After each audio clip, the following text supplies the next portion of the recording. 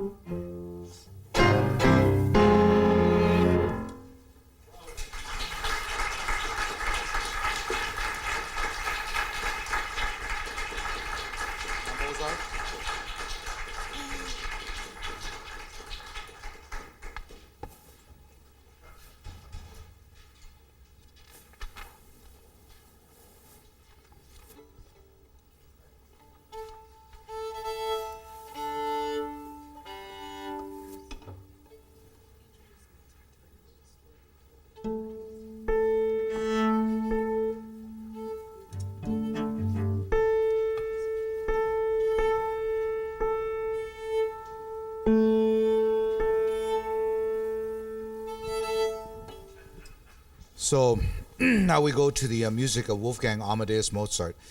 And I conduct the orchestra at my university, and we just played the overture to one of Mozart's most famous operas called Don Giovanni, which is about the story of Don Juan, this, lover of many, many women.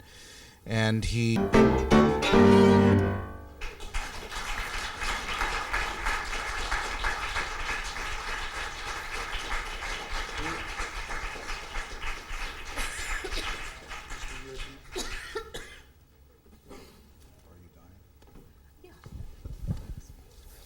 And next piece we're going to play for you, it goes back to Eastern Europe.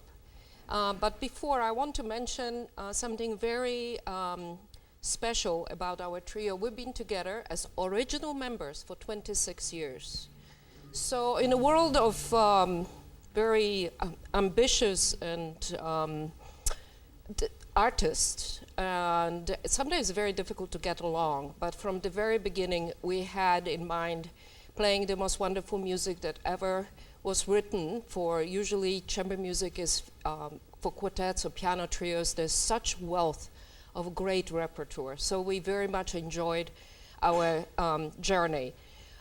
This piece is subtitled by Anton Dvořák, Dumky. Dumka is a fleeting thought or poem, something of a quick reminiscing the country or reminiscing a place. This particular composition was plural because there's a lot of little movements, and they go back and forth from dances to sorrow through all transformations of human emotions and sort of a melancholia that is only familiar to Eastern Europeans. I always say, as a resident Eastern European in this trio, that Eastern Europeans sometimes are happiest when they're slightly miserable. So here it goes.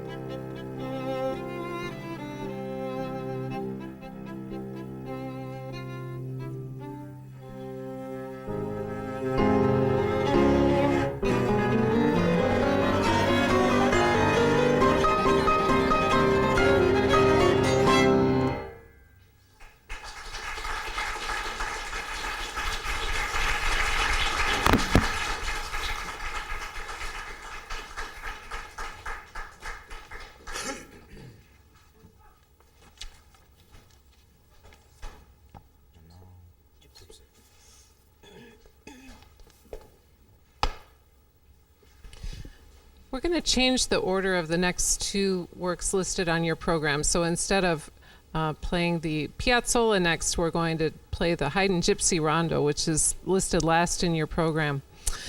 We were on tour last month up in Upper New York State, where we gave several concerts at colleges, Hobart and William Smith College, St. Lawrence University, and during our residency at St. Lawrence University, we worked with some of the classes of students there, and the topic was, why live music?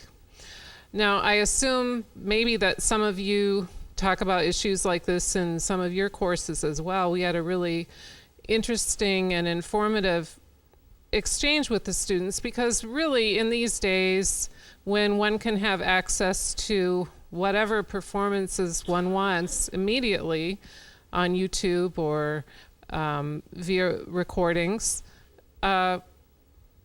why is it necessary to go actually hear people in concert, or what is different about that experience? And we talked with the students about how it's not only different in terms of listening, it's different for us as performers as well. When we go into the recording studio, when we're playing just for microphones, it's a very, very different experience for us. Your presence here actually means a lot to us as artists, and it changes the way that we play. Every performance is different. We can feel communication and interaction with the audience, and it's a living, breathing thing that never has happened before and never will happen again. Much like going to see a Broadway play, let's say, versus a movie. And for you, I think you can sense some of that, whether it's going to a live classical concert or whether it's going to a popular music concert, that what you're experiencing is for you at that moment, and that you're part of an entire experience. One of the things that we talked about as well, it's really coolly demonstrated in this piece, which is that you can watch in real time what the artists have to do to put that together. And this piece is a great demonstration of really the technology, the technical equipment needed to be a piano trio. This piece, you can't really be a serious piano trio without having a mastery of the Haydn Gypsy Rondo. And the reason is not only because of its great music, but of its difficulty and the skill level that it entails, shall we say. And you can witness that my right hand will be playing almost constantly with the violin, with Renata. My left hand will be playing almost constantly with the cello. And the problem is that the piece goes like the wind, and it's not quite as easy as it sounds. So you can judge how well we do, and hopefully we'll end together.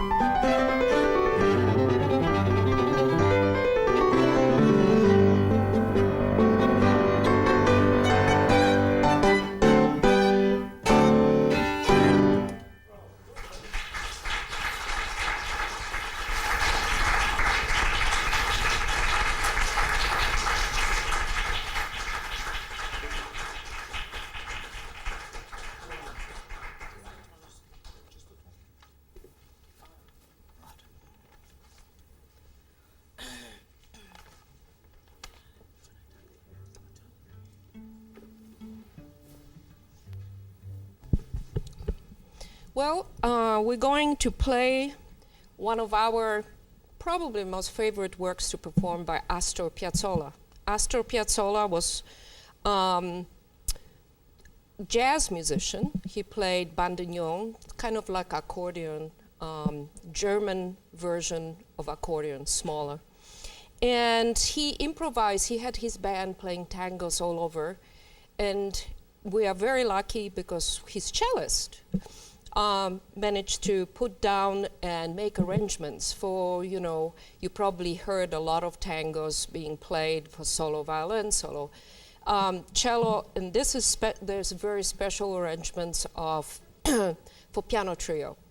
This particular set, which we're going to play one movement out of, is taken from idea from Vivaldi's Four Seasons, which you probably know. I've heard a lot. This particular movement is called Otoño, which is autumn, and I hope you enjoy it since you have the most beautiful leaves right now. So I hope you sit back, dance tango, and think of beautiful autumn.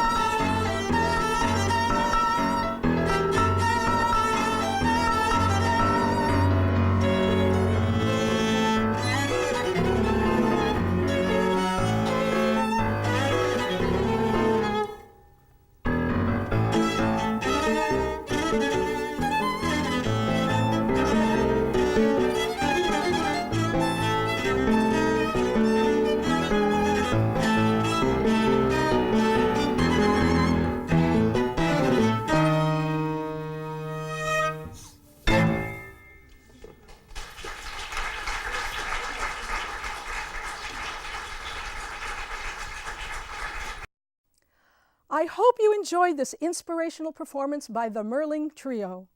If you would like to attend a Music Forum concert, please note that each Friday during the fall and spring semesters, the Music Department of CCBC presents Music Forum concerts at 12:20 in the Recital Hall of the Arts and Humanities Hall on the Essex campus. These concerts are an integral part of our students' education, and all of the concerts are free and open to the public. For more information on Music Forum, please call 443-840-1521. I'm Monica Otal. Thank you for watching CCBC TV's Arts Showcase.